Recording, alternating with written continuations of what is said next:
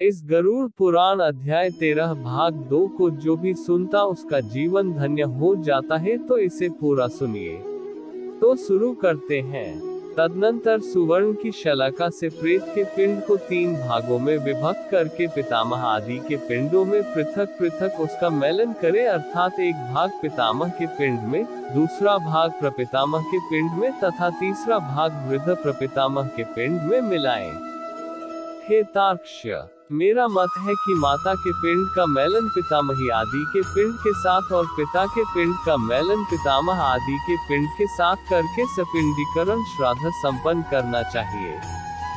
जिसके पिता की मृत्यु हो गई हो और पितामह जीवित हो, उसे प्रपितामह आदि पूर्व पुरुषों को 3 पिंड प्रदान करना चाहिए और पितृपिंड को 3 भागों में विभक्त करके प्रपितामह आदि उन्हीं के साथ मेलन करे।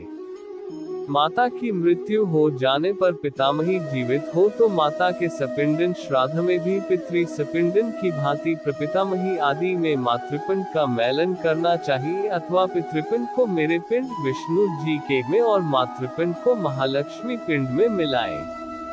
पुत्रहीन स्त्री का सपिंडनादि श्राद्ध उसके पति को करना चाहिए और उसका सपिंडीकरण उसकी सास आदि के साथ होना चाहिए। एक मतानुसार विधवा स्त्री का सपिंडीकरण पति, श्वशुर और वृद्ध श्वशुर के साथ करना चाहिए। हे तार्क्ष्य, यह मेरा मत नहीं है। विधवा स्त्री का सपिंडन पति के साथ होने योग्य है। हे काश्यप, यदि पति और पत्नी एक ही चिता पर आरूढ़ हुए हो तो तृण को बीच में रखकर श्वशुरादि के पिंड के साथ स्त्री के पिंड का मेलन करना चाहिए। एक चिता पर माता पिता का दाह संस्कार किए जाने पर एक ही पुत्र पहले पिता के उद्देश्य से पिंडदान करके स्नान करे, तदनंतर अपनी सती माता का पिंडदान करके पुनः स्नान करे।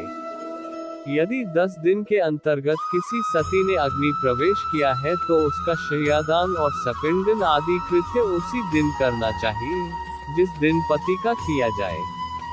हे गरुड़, सपिंडीकरण करने के अनंतर पितरों का तर्पण करे और इस क्रिया में वेद मंत्रों से समन्वित स्वधाकार का उच्चारण करे। इसके पश्चात अतिथि को भोजन कराएं और हंतकार प्रदान करे। ऐसा करने से पितर, मुनिगण, देवता तथा दानव तृप्त होते हैं। भिक्षा 1 ग्रास के बराबर होती है, पुष्कल 4 ग्रास के बराबर होता है और 4 पुष्कलों 16 ग्रास का एक हंतकार होता है। सपिंडीकरण में ब्राह्मणों के चरणों की पूजा चंदन अक्षत से करनी चाहिए और पितरों की आय तृप्ति के लिए ब्राह्मण को दान देना चाहिए। वर्ष भर जीविका का निर्वाह करने योग्य घृत, अन्न, सुवर्ण, रजत, सुंदर गौ, अश्व, गज, रथ और भूमिका आचार्य को दान करना चाहिए। इसके बाद स्वस्तिवाचन पूर्वक मंत्रों से कुमकुम, अक्षत और नैवेद्यादि के द्वारा ग्रहों, देवी और विनायक की पूजा करनी चाहिए। इसके बाद आचार्य मंत्रोच्चारण करते हुए यजमान का अभिषेक करे और हाथ में रक्षा सूत्र बांधकर मंत्र से पवित्र अक्षत प्रदान करे। तदनंतर विविध प्रकार के सुस्वादु मिष्टान्नों से ब्राह्मणों को भोजन कराएं और फिर दक्षिणा सहित अन्न एवं जलयुक्त 12 घट प्रदान करें। तदनंतर ब्राह्मणी को वर्ण क्रम से अपनी शुद्धि हेतु क्रमशः जल, शस्त्र, कोड़े पर डंडे का स्पर्श करना चाहिए, अर्थात ब्राह्मण जल का, क्षत्रिय शस्त्र का, वैश्य कोड़े का तथा शूद्र डंडे का स्पर्श करे। ऐसा करने से वे शुद्ध हो जाते हैं। इस प्रकार सपिंडन श्राद्ध करके क्रिया करते समय पहने गए वस्त्रों का त्याग कर दे।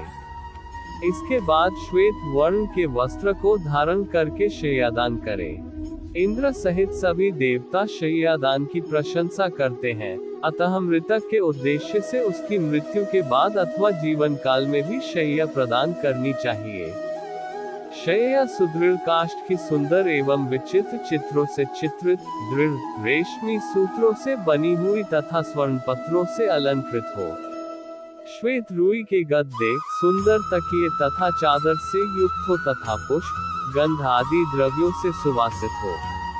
वह सुंदर बंधनों से भली भांति बंधी हुई हो और पर्याप्त विशाल हो तथा सुख प्रदान करने वाली हो। ऐसी शैया को बनाकर आस्तरण युक्त कुश या दरी चादर युक्त भूमि पर रखे। उस शैया के चारों ओर छाता, चांदी का दीपाले, चवर, आसन और पात्र, झारी या कलश, कड़ुआ, दर्पण, 5 रंगों वाला चंदवा तथा शयनोपयोगी और सभी सामग्रियों को यथास्थान स्थापित करें। उस शैया के ऊपर सभी प्रकार के आभूषण, आयुध तथा वस्त्र से युक्त स्वर्ण की श्री लक्ष्मी नारायण की मूर्ति स्थापित करें। सौभाग्यवती स्त्री के लिए दी जाने वाली शैया के साथ पूर्वोक्त वस्तुओं के अतिरिक्त कज्जल, महावर, कुमकुम, स्त्रियोचित वस्त्र, आभूषण तथा सौभाग्य द्रव्य आदि सब कुछ प्रदान करें। तदनंतर सपत्नीक ब्राह्मण को गंध पुष्पादि से अलंकृत करके ब्राह्मणी को कर्णाभरण, अंगूठी और सोने के कंठसूत्र से विभूषित करे। उसके बाद ब्राह्मण को साफा, दुपट्टा और कुर्ता पहनाकर श्री लक्ष्मी नारायण मूर्ति के आगे सुख शैया पर बिठाए।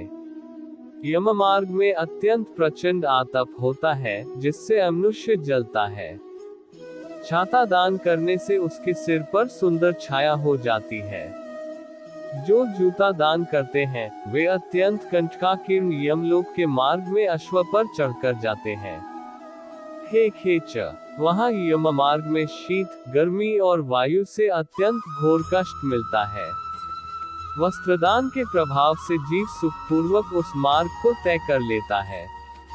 यम के मार्ग में महाभयंकर और विकराल तथा काले और पीले वर्ण के यमदूत मुद्रिका प्रदान करने से जीव को पीड़ा नहीं देते हैं। कमंडलू का दान करने से अत्यंत धूप से परिपूर्ण, वायु रहित और जल विहीन यम मार्ग में जाने वाला वह प्यासा जीव प्यास लगने पर जल पीता है।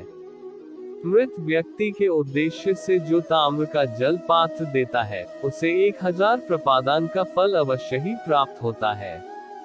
ब्राह्मण को सम्यक रूप से आसन और भोजन देने पर यम मार्ग में चलता हुआ जीव धीरे धीरे सुखपूर्वक पाथेय भोज्य पदार्थों का उपभोग करता है। इस प्रकार सपिंडन के दिन विधान पूर्वक दान दे करके बहुत से ब्राह्मणों को तथा चांडाल आदि को भी भोजन देना चाहिए।